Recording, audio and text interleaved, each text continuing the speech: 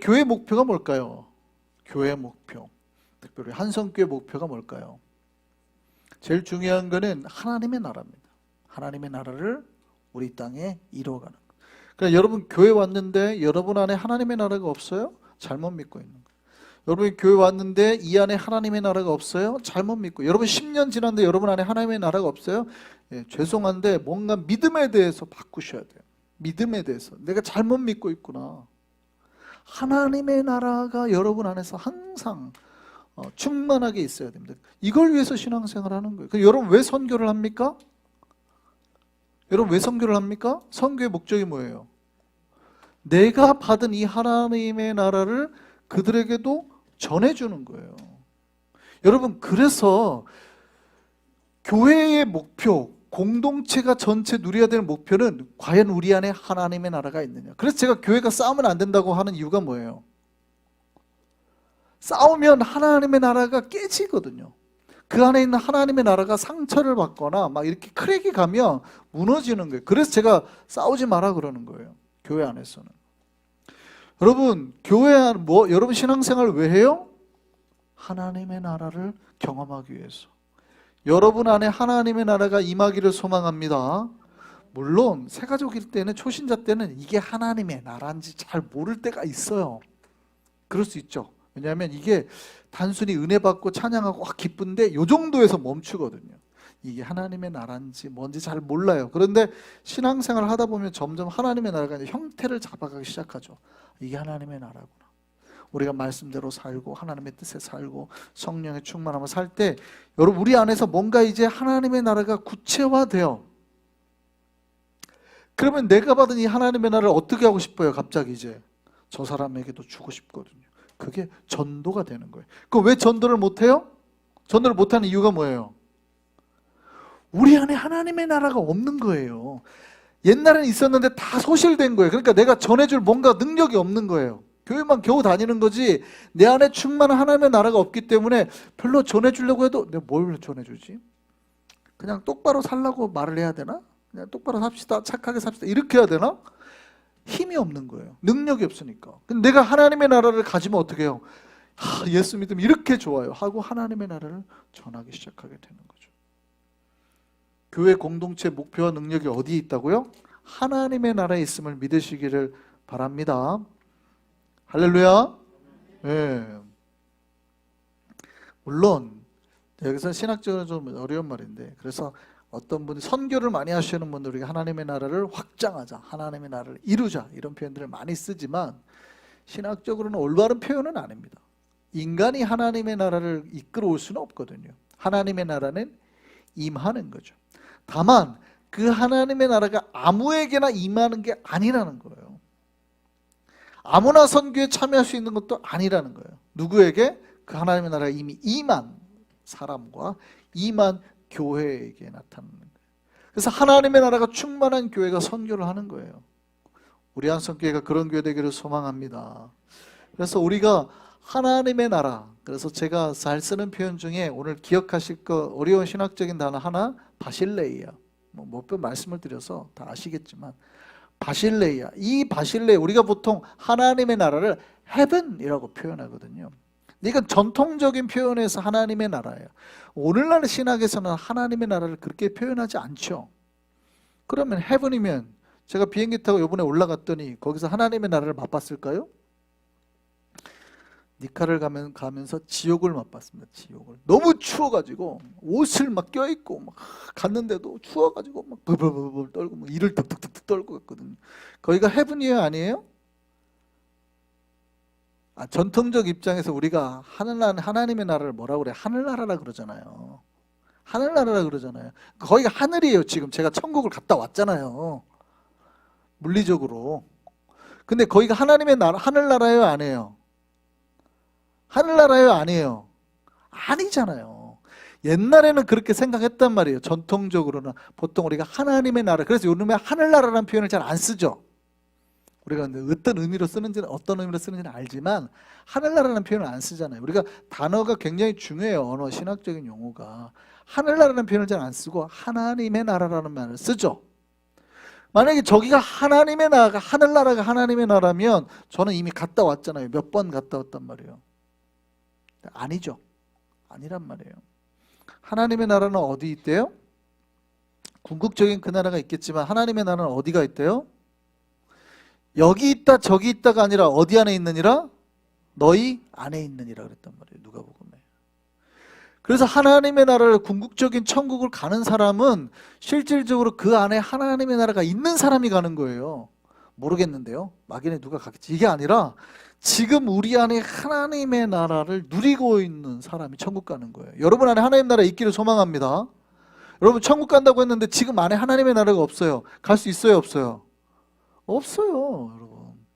물론 우리가 기분의 감정이나 상황에 따라서 이게 오르락내리락 할 수는 있지만 본질적인 하나님의 나라, 그게 우리 안에 있어야 된다 이 말이죠.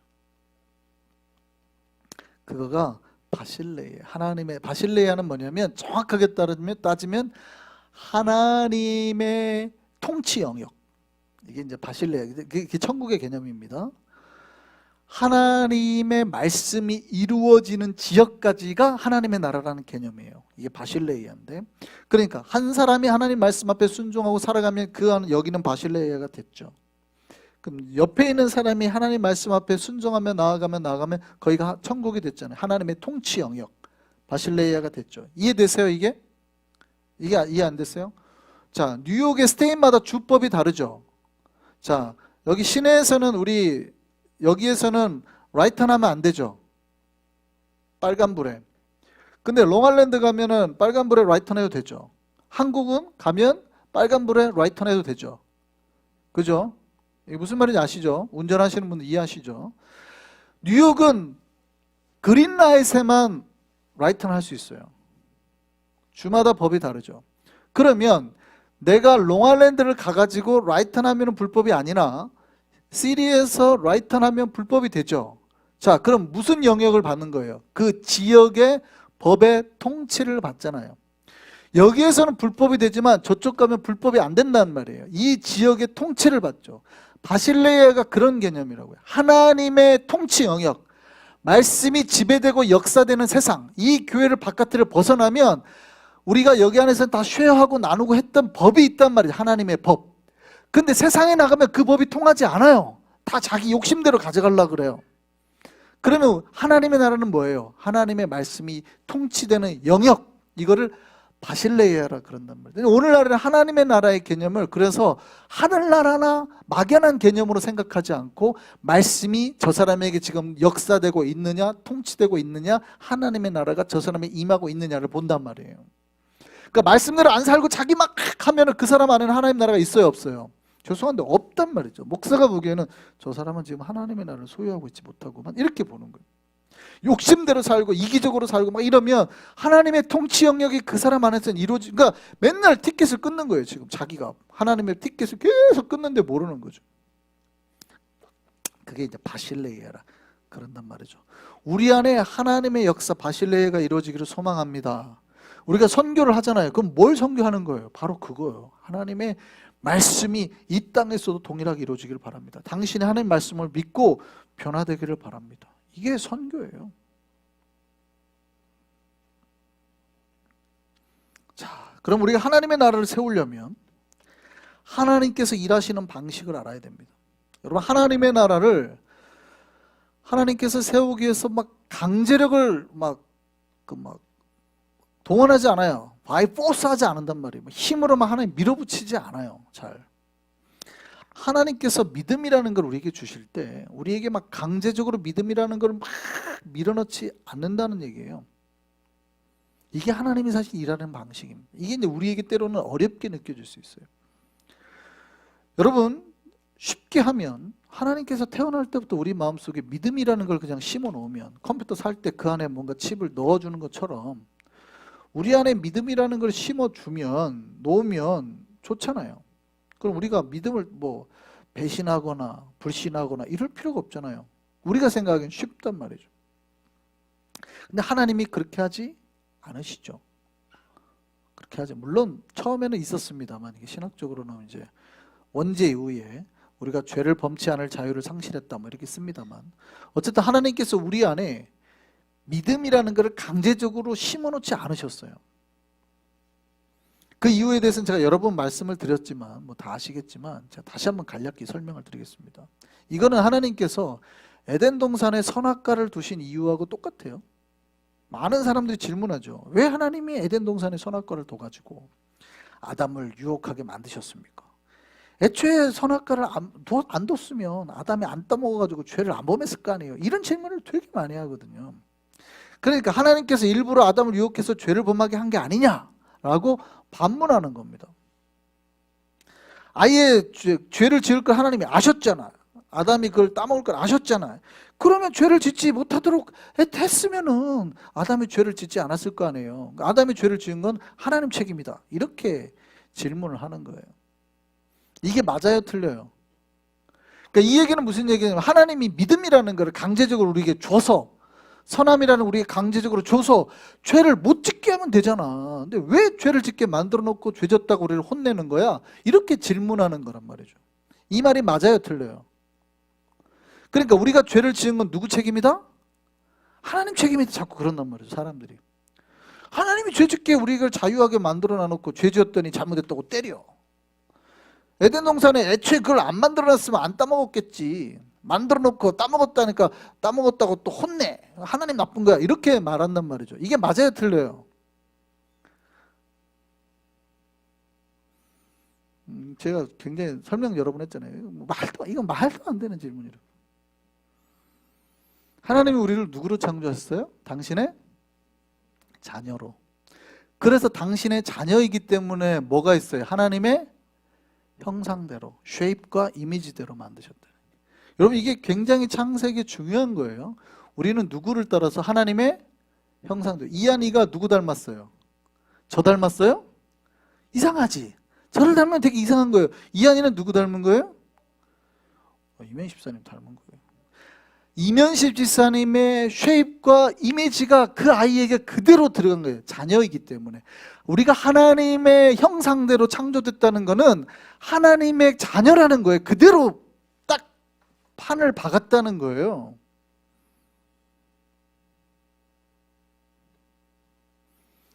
우리를 너무나 사랑하셔서 당신의 형상대로 창조하셨다는 거예요. 그러니까 자녀가 당신과 같은 격을 갖기를 원하시는 거예요. 우리가 만약에 인격 이런 거죠. 근데 인격이라고 하면 말이 아예 성립이 안 돼. 하나님은 신이니까 우리가 신격이냐 이렇게 말하기 좀 그래서 제가 인격이라는 표현을 안 쓰고 격이라는 단어를 썼는데, 하나님과 같은 격, 품격을 갖기를 원하신단 말이죠. 그러니까 하나님이 인간을 로봇이나 어떤 인조인간, 사이보그로 만든 게 아니라 이 말이에요. 당신과 같은 성품을 가진 존재, 당신과 똑같은 이미지와 형상을 가진 존재로 만드셨다는 거예요. 그렇게 만들 때 중요한 게 자유의지입니다. 여러분, 하나님께서 인간이 죄를 범하는 걸 아셨을까요? 몰랐을까요? 알았어요. 인간이 죄를 범할 걸 하나님이 아셨어요. 그럼에도 죄를 범할 수 있는 가능 상태로 만드신 거예요. 그럼에도 자유를 주셨다는 거예요. 여러분, 우리가 자녀를 낳을 때 아이를 인조인간 정도로 취급해야 될까요? 내 형상 닮은 그 존재로 취급해야 될까요? 자, 이면식 집사님은 이한이가 죄를 범할 걸 아셨을까요? 몰랐을까요? 알았죠. 아이가 태어났는데 이 아이가 평생 죄를 한 번도 안 지을 거라고 생각한 부모는 없습니다. 제가 한 주를 낳을 때 이 아이는 얼마나 거룩해가지고 목사 아들이니까 평생 거짓말도 한 번 안 하고 죄 한 번 안 지을 거야, 이러고 제가 생각했을까요? 천만에요. 저는 이놈이 하루에도 몇 번 거짓말을 하고 나쁜 짓 할 걸 이미 다 알아요. 이미 알고 있었어요. 저놈은 진짜 나쁜 짓을 많이 할 거다라는 걸 저는 이미 알고 있었어요. 그럼에도 불구하고 난 거예요. 왜요? 내 자녀니까. 나도 그랬고. 내 자녀니까 그런 거예요. 이미 알고 있어요. 그러면 부모 입장에서는 저 아이가 죄를 범해야 될까요? 죄를 범하지 않아야 될까요? 거짓말하는 걸 놔둬야 될까요? 놔두면 안 될까요? 자, 놔두면 안 된다고 했을 때 부모가 의사예요. 서전이에요. 그럼 이 아이가 죄를 범하는 신경 여기를 칼로 수술해갖고 태어나자마자 잘라버려야 되겠어요? 그러면 되잖아요. 지금 똑같은 질문이에요. 하나님께서 그럼 애초에 죄 짓지 못하게 거기에 그냥 죄를 안 짓는 거를 탁 만드시면 되잖아요. 넣으면 되잖아요. 선악과를 잘라버리면 되잖아요. 이 얘기가 무슨 얘기냐면 아이가 태어나면 이 아이가 거짓말 못하게 죄를 못 짓게 뇌신경을 잘라버리라는 거예요. 똑같은 거예요. 그렇게 하면 돼요, 안 돼요? 말도 안 되는 소리지. 그거는 부모가 제일 이 세상에 제일 나쁜 범죄자라는 뜻이에요. 이 아이가 평생 죄를 짓지 못하게 하는 거는 착한 일처럼 보이지만 그것처럼 최악의 범죄가 어디 있어요? 그것처럼 최악의 범죄가 어디 있냐고요. 이 아이가 죄를 범하건 안 하건 이 아이의 자유의지예요. 부모가 그걸 냅둬야지. 그걸 잘라버려요? 근데 하나님 앞에 똑같은 질문을 하는 거예요. 왜 인간이 죄를 범하도록 그런 걸 만드셨습니까? 죄를 범하거나 안 범하거나 그 아이의 자유의지예요. 그러나 죄를 범하면 부모 입장에서 좋아해요, 싫어해요? 싫죠. 한 주가 죄를 범할 줄 알았으니까 거짓말해도 맞아, 너는 원래 거짓말하게 태어났어. 괜찮아, 이렇게 해야 돼요, 부모가? 아니죠. 그러니까 희한한 거예요. 이 아이가 죄를 범할 줄 알았지만 부모 입장에서는 최대한 이 아이가 죄를 범하지 않도록 하기를 원하는 거예요. 심지어는 죄를 범하면 어떻게 해요? 혼내죠. 거짓말하면 안 돼. 두드러 팬단 말이죠. 그럼 아이의 입장에서는 부모가 이상하겠어요, 안 이상하겠어요? 이상하게 보이죠. 내가 거짓말할 줄 알았다며요. 근데 내가 거짓말할 줄 알고 나를 만들어 놓고 내가 거짓말했다고 때려? 우리 부모 이상하네. 이렇게 말하는, 이게 괜찮아요, 안 괜찮아요? 많은 사람들이 하나님 앞에 똑같은 질문을 합니다. 우리가 죄를 범할 줄 알았다며요. 근데 만들어 놓고 죄를 범했다고 우리를 혼내? 심판해? 하나님 이상한 거 아니야? 정말 어리석은 질문도 그런 어리석은 질문이 없어요.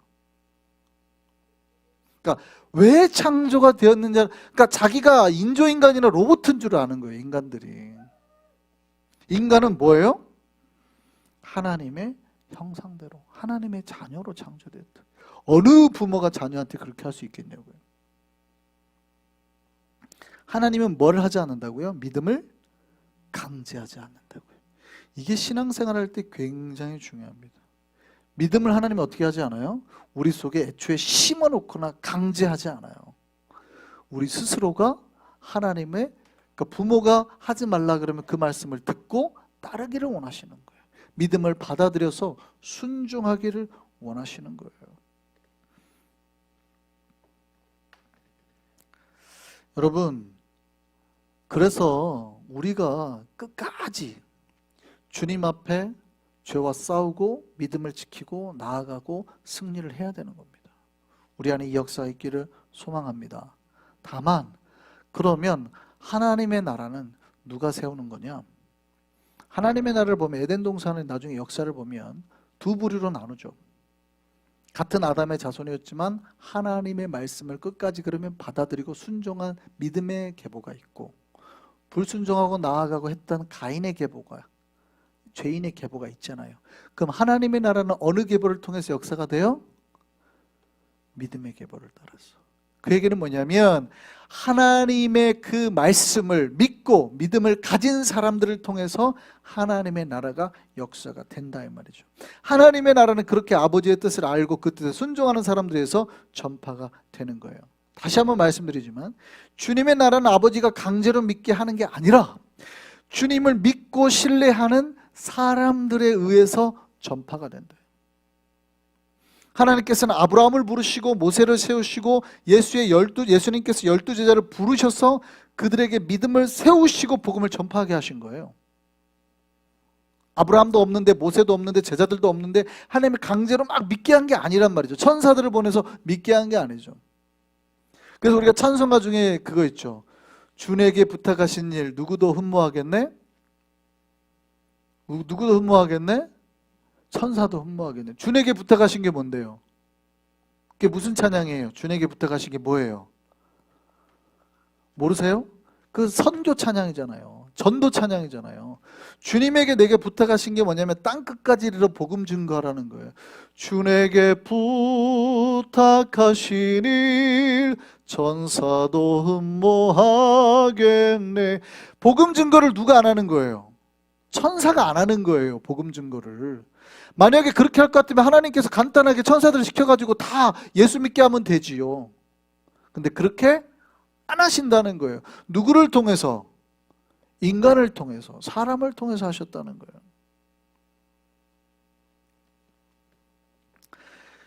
여러분, 하나님께서는 모든 조건을 만드시고 환경을 만드시는 건 맞지만 그 조건 위에 사람을 세워서 당신의 사역을 하게 하시는 거예요. 하나님의 나라는 누구를 통해서 역사한다고요? 그래서 나를 통해서 역사하는 거예요. 따라하시죠. 하나님의 나라는 나를 통해서 역사한다. 그러니까 니카라과 선교를 우리가 간다고 할 때 누구를 통해서 역사하는 거예요? 선교를 가는 나를 통해서, 기도를 하는 나를 통해서, 못 가면 물질을 통해서, 기도를 통해서 후원하는 나를 통해서 역사를 하는 거지. 가는 사람들 알아서 가시고 그 사람들이 알아서 하겠지. 그렇게 역사되지 않는다 이 말이에요. 이해되십니까? 반드시 하나님의 역사는 사람을 통해서 이루어지는 거예요. 한성교회가 하나님께 영광을 돌리려면 이 교회에서 예배하는 한 영혼으로 하나님께서 역사를 받으시고 예배를 받으시는 거지 막연한 건물로 예배를 받으시는 게 아니다 이 말이에요. 이해되셨습니까? 사람을 통해서 이루시는 거예요. 하나님의 나라는, 따라하세요. 하나님의 나라는 나를 통하여 이루어진다. 그래서 내가 중요한 거예요. 내가. 하나님의 나라는 사람을 통해서 역사하는데 그 조건이 있습니다. 그 조건이 바로 성령님의 힘을 의지하는 사람. 막연한 사람이 아니라 성령님의 힘을 의지하는 사람에 의해서 하나님의 나라가 이루어지는 거예요. 그러니까 많은 수가 있다고 해서 역사가 일어나는 게 아니에요. 성령의 힘을 의지하는 한 사람에 의해서 역사가 일어나는 거예요.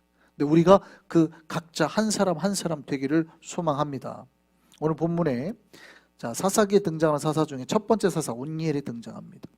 이스라엘이 여호수아와 갈렙을 통하여 위대한 주님의 역사를 맛보았죠. 물이 갈라지고 요단강이 갈라지고 여호수아가 넘어갈 때 물이 갈라지고 또 수많은 가나안 전쟁에서 승리하게 되었습니다. 가나안 땅을 얻었습니다. 그리고 이제 여호수아가 마지막 숨을 거두기 전에 유언을 합니다. 절대 하나님의 신앙을 버리지 말아라. 장로들이 다 모여가지고 그렇게 하겠습니다 했죠. 근데 제가 몇 번 말씀드렸죠. 그런데도 불구하고 여호수아가 죽자마자, 갈렙이 죽자마자 어떻게 됐어요? 그들은 하나님을 급속도로 떠나기 시작했습니다. 왜요? 그들이 땅을 얻기 위해서는, 가나안 땅을 얻기 위해서는 하나님이 필요했거든요. 하나님의 도움이 필요했던 것 같아요. 그래야지 그 땅을 얻죠. 전쟁하니까. 근데 전쟁이 끝나고 나니까 그 땅을 이제 뭐 해야 돼요? 경작해서 뭐를 남겨야 돼요? 돈을 만들어야 돼요. 이제 농사를 지어야 된단 말이죠. 농사를 지고 하려고 그러니까 뭐가 필요한 것 같아요? 여러분이 이제 교회 생활할 때는 문제가 없는데 주식을 할 때는 뭐가 필요한 것 같아요? 주식의 신이 필요한 것 같단 말이죠. 주식을 잘하는 사람들의 도움이 필요한 것 같단 말이죠. 그러니까 목사의 말을 안 들어요. 그럴 때는 목사의 말을 안 듣고 누구의 말을 들어요? 주식을 잘하는 사람들의 말을 듣기 시작하는 거죠. 그런데 관심을 가지고 그들의 말에 귀를 기울이기 시작하는 거예요. 왜요? 그들의 말에 귀를 기울여야 뭐 할 것 같으니까? 돈이 많이 남길 것 같으니까.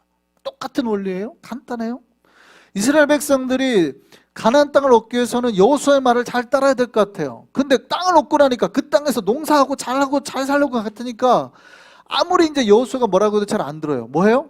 농사의 신인 바알이나 풍요의 신인 아세라의 말을 잘 들어야 잘 먹고 잘 살 것 같단 말이죠. 잘 먹고 잘 살 것 같은 거예요. 그러니까 급속도로 어디로 가요? 주식으로 넘어가는 거예요. 교회 와서 기도하고 이런 것보다 급속도로 주식이나 돈 벌러 확 넘어가는 거예요. 간단해요. 아주 너무 간단해요. 원리가. 그러니까 하나님도 버리고 바알과 아세라한테 넘어가는 거예요. 물론 그들이 그러면 하나님을 다 버렸겠냐? 그렇지 않겠죠. 하나님을 믿기도 하지만 한 발로는 바알을 걸치는 거죠. 이렇게 완벽하게 딱 버리고 돌아서지는 않겠죠. 한 발은 하나님을 믿고, 그래도 목사님 힘드니까 주일도 좀 빼먹고 어떻게 해요? 점점 어디로 가는 거예요? 바알과 아세라로 가는 거죠. 하나님이 이거를 기뻐합니까? 싫어합니까? 싫어하는 거예요. 하나님이 이걸 싫어하는 거예요. 그러니까 왜 이스라엘 백성이 복을 받았냐를 잘 기억하시고, 왜 이들이 그렇게 심판을 받았냐, 복을 잃어버렸냐를 잘 보셔야 돼요. 우리가 어떻게 해야지 복을 받는지.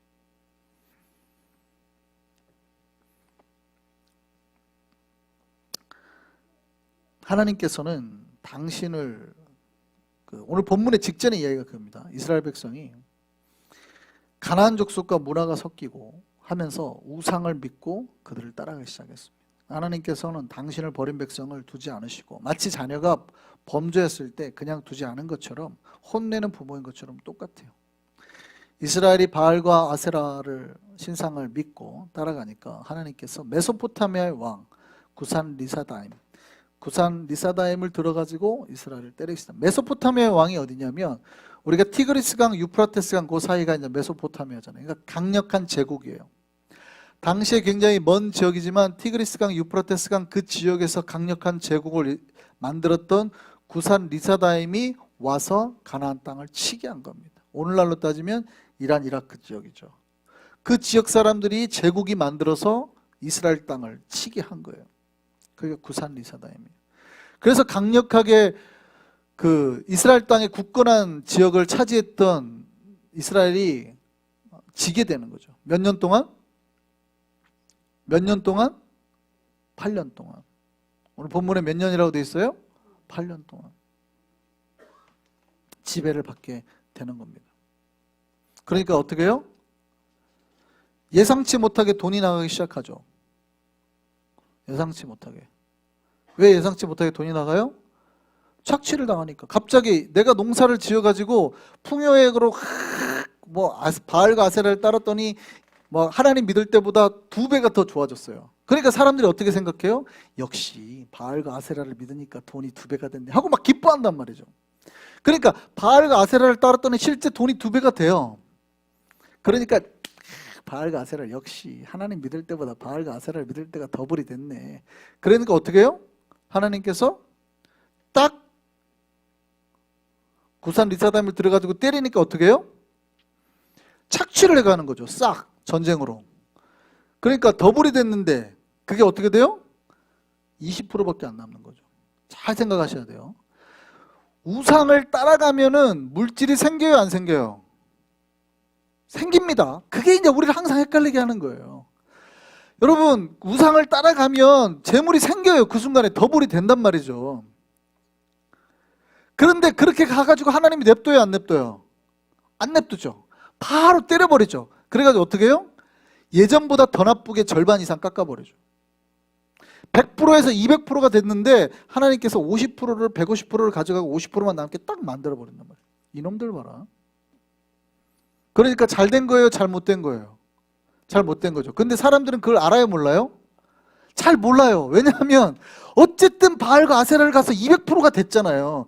이거에 눈이 꽂히는 거예요. 자기가 150% 잃어버린 거는 생각, 하나님 앞에 드릴 거 11조 안 드리고 막 하다가 막 그러면은 잘 되잖아요. 근데 하나님 어떻게 해요? 딱 교통사가 나왔고 딱 때리거든. 그러면 그동안에 벌었던 거 싹 가져간단 말이에요. 그런데 사람들은 그걸 알아요, 몰라요? 잘 몰라요. 하나님이 때려가지고 가져간 건 하나도 기억 못하고 내가 어쨌든 하나님 앞에 안 드리고 200% 버는 것만 기억하는 거예요. 항상. 하나님이 때려가지고 없앤 거는 하나도 몰라요. 기억을 못해요.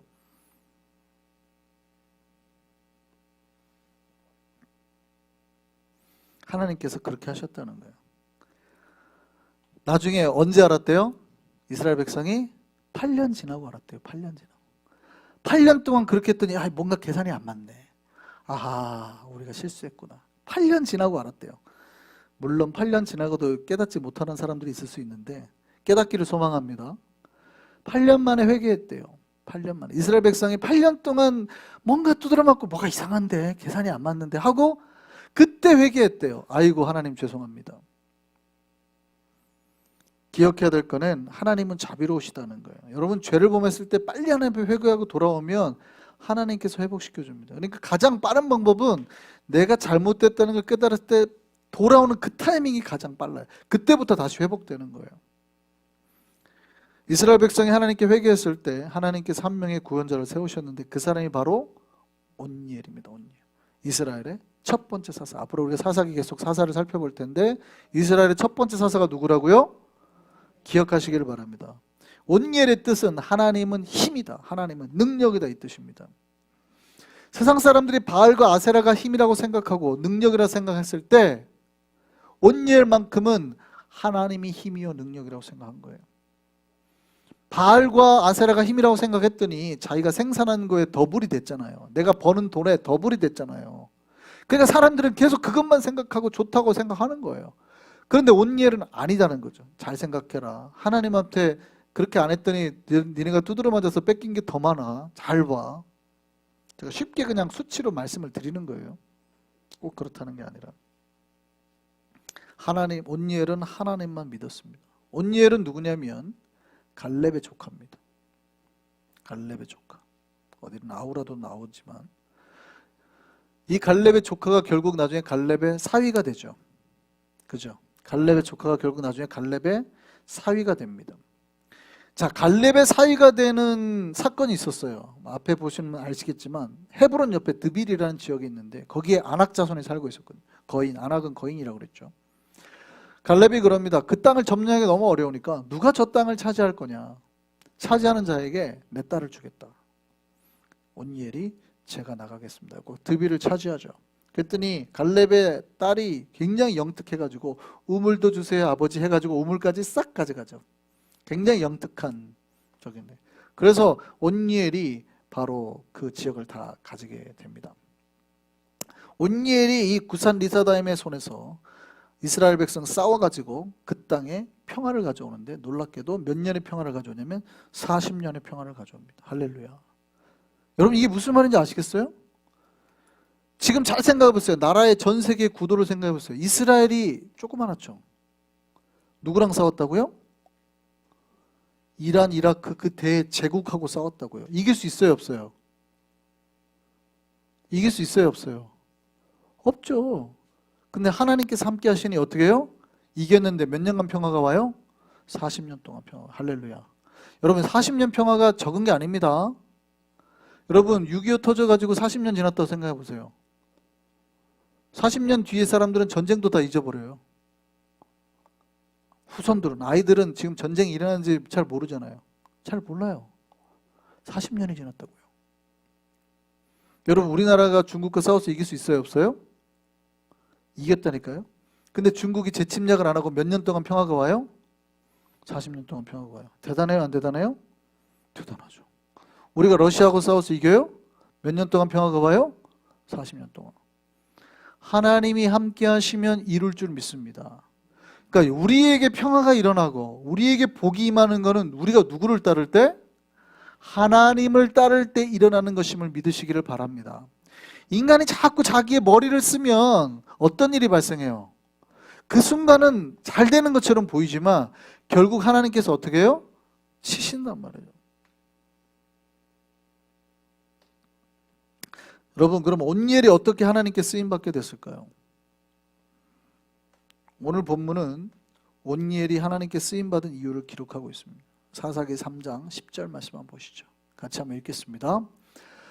여호와의 영이 그에게 임하셨으므로 그가 이스라엘의 사사가 되어 나가서 싸울 때에 여호와께서 메소포타미아 왕 구산 리사다임을 그의 손에 넘겨주시매 온니엘의 손이 구산 리사다임을 이기니라. 자, 전쟁의 승리의 비결이 뭡니까?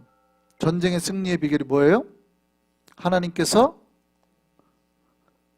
그에게, 하나님의 영이 그에게 임하심으로.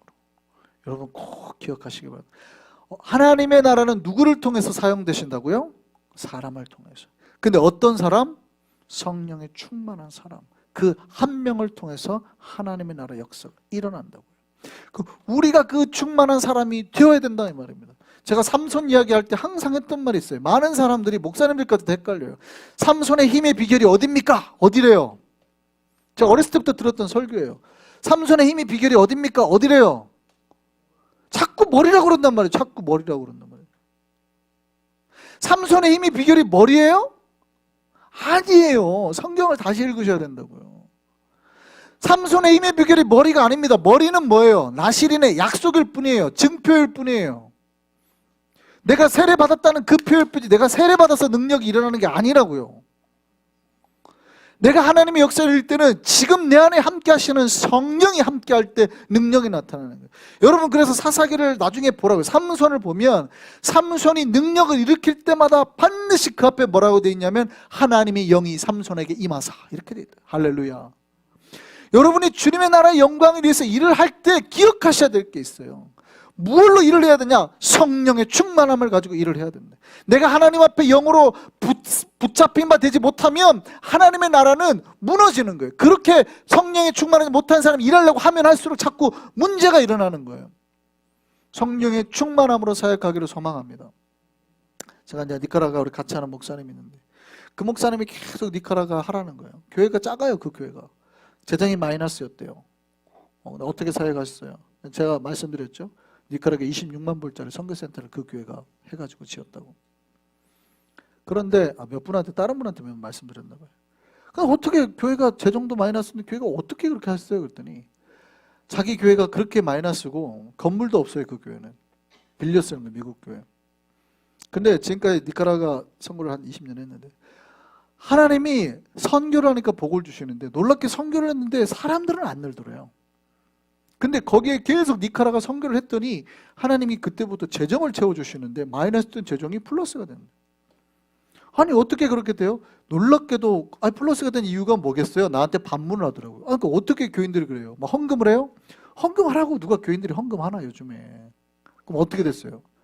하나님 앞에 붙잡힐 바에서 선교를 갔더니 하나님이 그들이 일터에 복을 주시더라고요. 갑자기 사업에 복을 주시고 막 일이 막 생기고 그 재산이 느니까 11조를 하고 막 헌금이 는다는 거예요.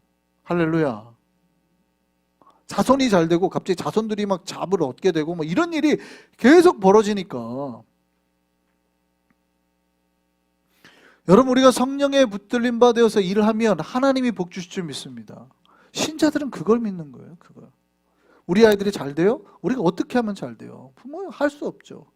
하나님 앞에 붙들림 바 되면 하나님께서 붙잡고 그 아이의 인생을 지켜주실 줄 믿습니다. 그렇게 가는 거예요. 여러분 우리 한성교회가 이제 하나님 앞에 하나님의 손에 붙잡혀서 쓰임받기를 소망합니다. 조건은 돈이 아니에요. 능력이 아니에요. 하나님의 영에 붙잡혔느냐 그렇지 않으면 다른 것에 붙잡혀 있느냐의 차이죠. 세상에 붙잡히지 않고 오직 주의 영에 붙잡혀서 주의 나라를 이 땅에 정말 실현시키는 우리 모두 우리 한성교회 되기를 소망합니다.